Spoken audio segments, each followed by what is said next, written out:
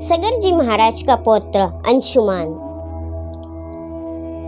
अश्व ढूंढने के लिए चला। अब जैसे ही आगे बढ़ा तो वहां पर एक बड़े ही श्रेष्ठ व्यक्ति, उन्होंने कहा कि तुम चिंता मत करो, तुम्हारा सब काम समर्थ हो जाएगा, ठीक हो जाएगा, और अब तुम जाओ, आगे बढ़ो। तो जैसे ही आगे बढ़े तो वहां पर अंशुमान देखता क्या है कि सगर पुत्रों की राख का ढेर लगा हुआ था और वहीं पर घोड़ा बंधा हुआ था।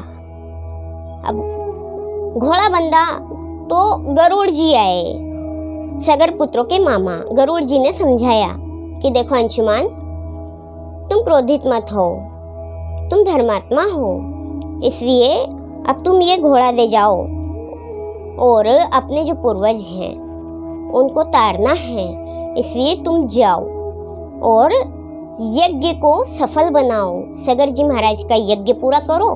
और वहां पर जो तुम्हारे इतने पूर्वज मर गए हैं, इतने जो चाचा है तुम्हारे, इतने सारे 60,000 पुत्र सगर जी महाराज के, उन सब की जो मुक्ति है वो गंगा जी के जल से ही होगी, इसलिए आप जाओ और गंगा जल से इनकी मुक्ति करना। कैसे भी करके गंगा जी को आप पृथ्वी पर ले आओ।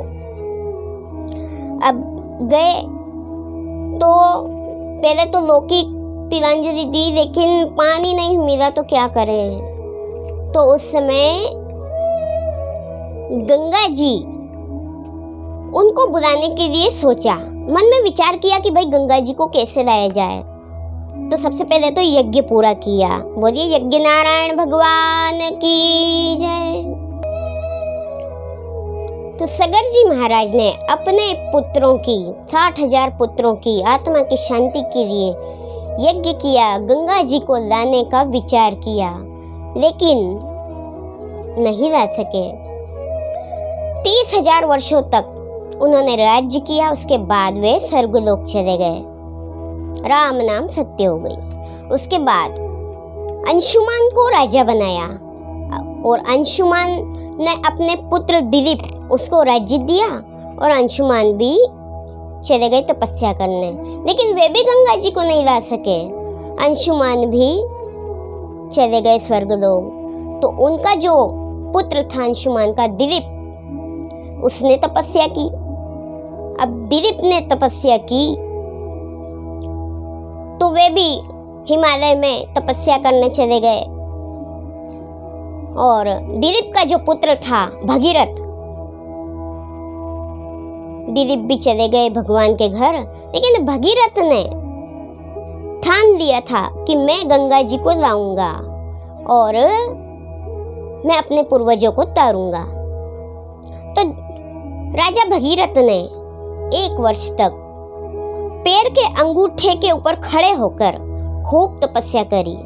उनकी तपस्या से प्रसन्न होकर ब्रह्मा ने उनको वरदान दिया,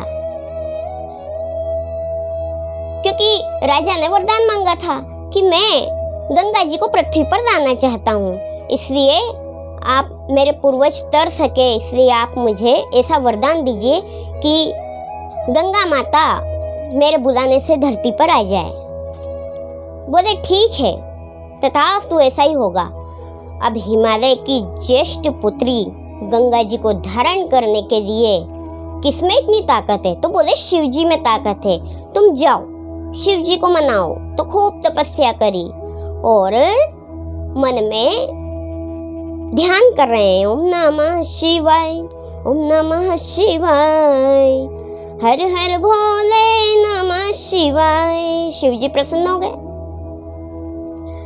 शिव जी इतने प्रसन्न हुए और बोले, अरे भगीरथ, तूने मेरी तपस्या की है, मैं समझ गया। हाँ ठीक है, मैं गंगा जी को धारण करूंगा, मैं जानता हूं उसका वेग बहुत तेज है, इसलिए चिंता मत करो। गंगा जी को धारण करने के लिए मैं अपनी पूरी शक्ति लगाऊंगा। तो गंगा जी आकाश से आई और आकाश से शिव के मस्तक पर गिरी। शिव जी के मस्तक पर जैसे ही गिरी तो पाताल में मतलब जो जटा थी भगवान की उसमें घुसने का प्रयास किया, क्योंकि उन्होंने सोचा कि मैं सीधी पृथ्वी पे जाऊं और सत्तल में घुस जाऊं। लेकिन भगवान शंकर ने देखा कि इसका अभिमान है, ये नीचे जाएगी। भगवान ने बहुत समय तक अपनी जटाओं में गंगा जी को रख रखा, सिर पर धारण किया हुआ, लेकिन बाद में बिंदु सरोवर नाम के स्थान पर छोड़ा। अब बिंदु सरोवर सबसे उत्तम स्थान, शिव जी ने इतने समय गंगा जी को अदृश्य कर दिया और बाद में कुछ समय बाद उनको धीरे धीरे बिंदु सरोवर के स्थान पर छोड़ दिया। अब महादेव जी इतना उत्तम स्थान कि वहां पर सारे तीर्थ उपस्थित हैं, तो वहां सारे लोग कहने लगे कि धन्य है गंगा मैया, धन्य है महादेव, हर हर गंगे हर हर महादेव।